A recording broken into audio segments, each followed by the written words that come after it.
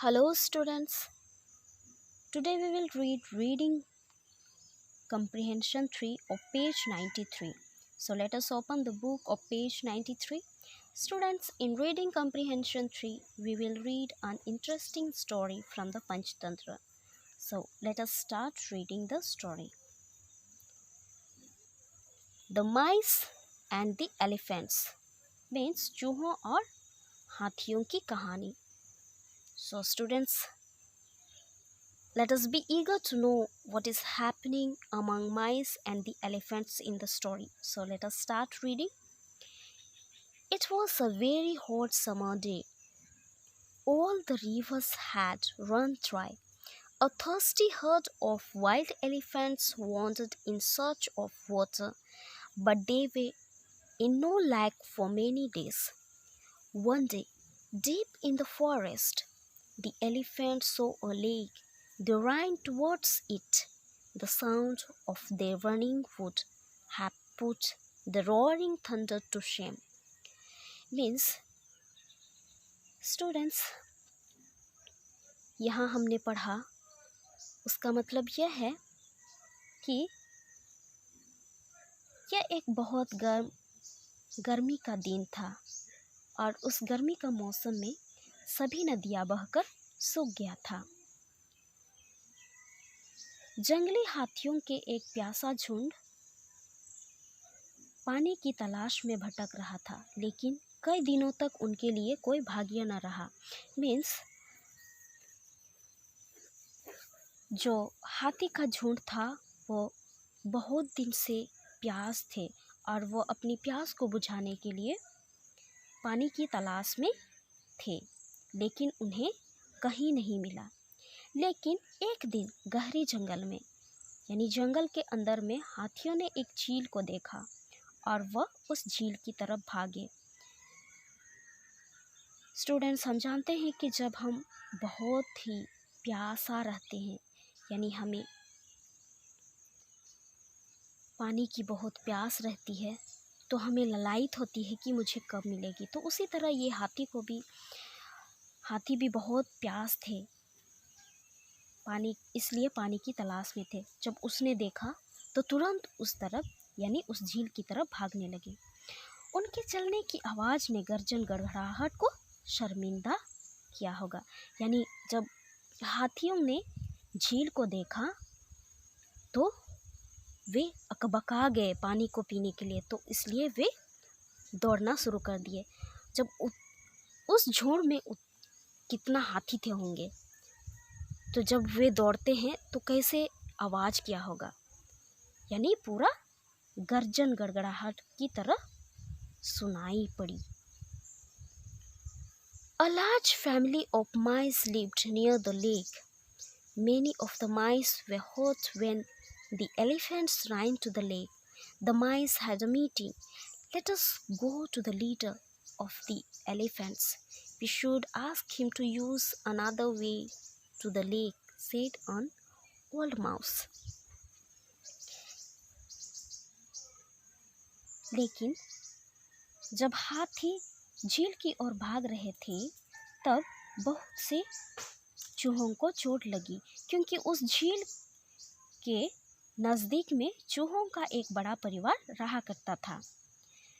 तो जब उन्हें चोट लगी तो उन्होंने आपस में मीटिंग रखी यानी एक बैठक रखी. चूहों ने एक बैठक रखी और उस बैठक में उन्होंने यह प्लान किया कि वे हाथियों के लीडर के पास जाएंगे.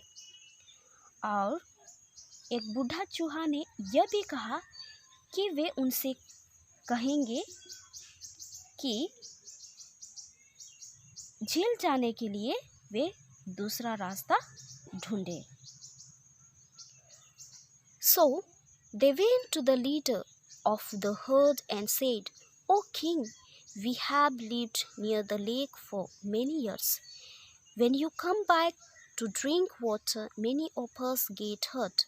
Could you please choose another route to get to the lake?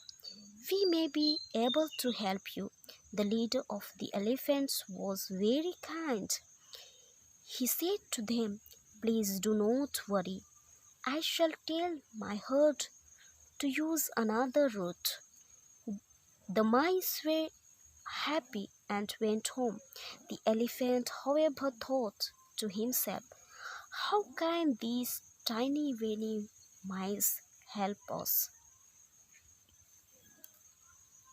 तब चूहों ने झुंड के लीडर के पास जाकर कहे, ओ राजा, हम कई वर्षों से झील के पास रहते हैं।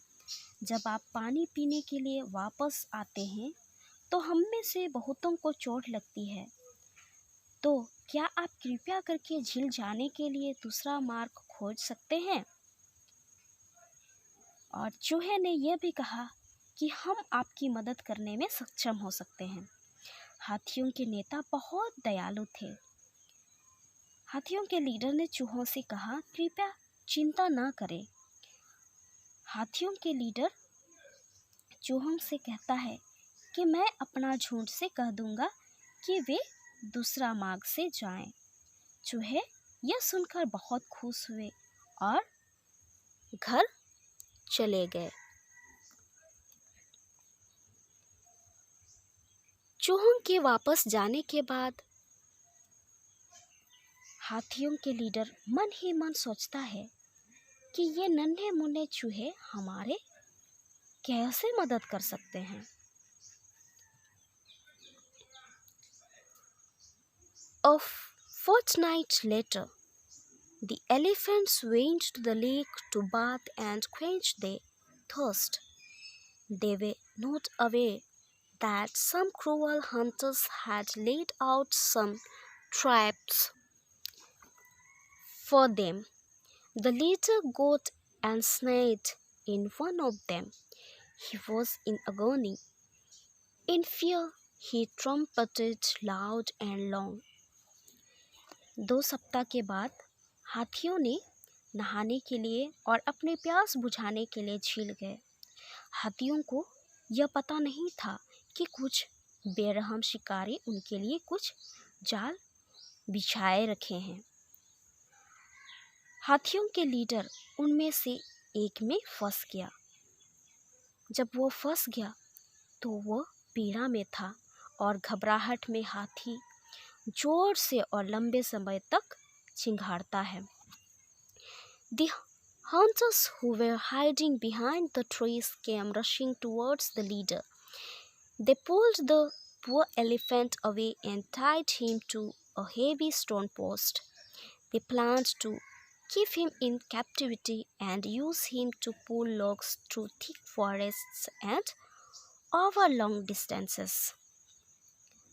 Means शिकारी जो पेड़ के पीछे छुपे हुए थे हाथियों के लीडर की ओर भागते हुए आया, यानी जो जाल में फंस गया था उसकी ओर भागते हुए आए।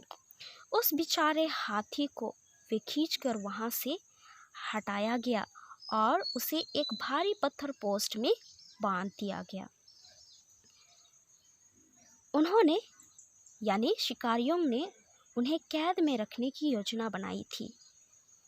यानी किस लिए उन्हें कैद में रखने की योजना बनाई थी?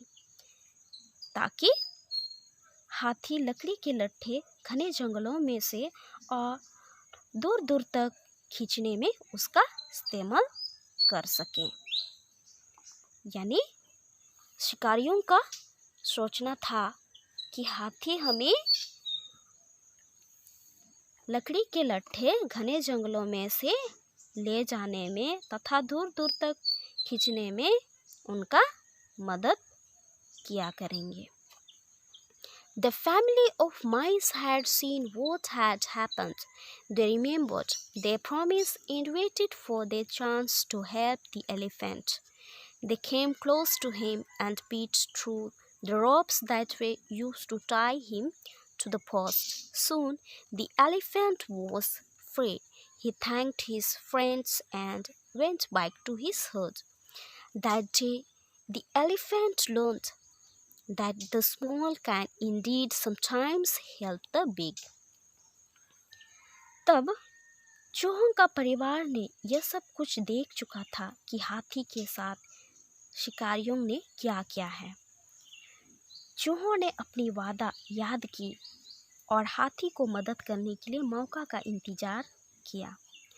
चूहे हाथी के नज़दीक आए और चूहों ने रस्सी को काट डाला जिससे वो पोस्ट के पास बंधी गई थी। जल्द ही हाथी आज़ाद हो गया। वो अपने दोस्तों को धन्यवाद कहा और वापस अपने झुंड पर चला गया। हाथी उस दिन यह सीखा कि छोटे वास्तव में कभी भी बड़ी की मदद कर सकते हैं। So students, moral of this story is we should never degrade the little ones. Means बच्चे, हमें कभी भी यह नहीं सोचना चाहिए कि मैं बड़ी या बड़ा हूँ, यानी कैसे बड़ा होना कद में। कभी कभी कोई अपने जो लंबे रहते हैं वे अपने आप को बहुत गौरव मानते हैं, यानी हम कद में बड़े हैं या फिर हम अमीर हैं। बच्चे, ये भी जान लो कि कभी भी छोटे कद का व्यक्ति या फिर गरीब हमारी मदद के काम आएंगे। तो इसलिए हमें किसी को नीचा नहीं दिखाना चाहिए या उनकी अपमान नहीं करनी चाहिए। Students, I think you understood what I told you. Please keep in mind and grow in life, okay? So we end our class here. Thank you.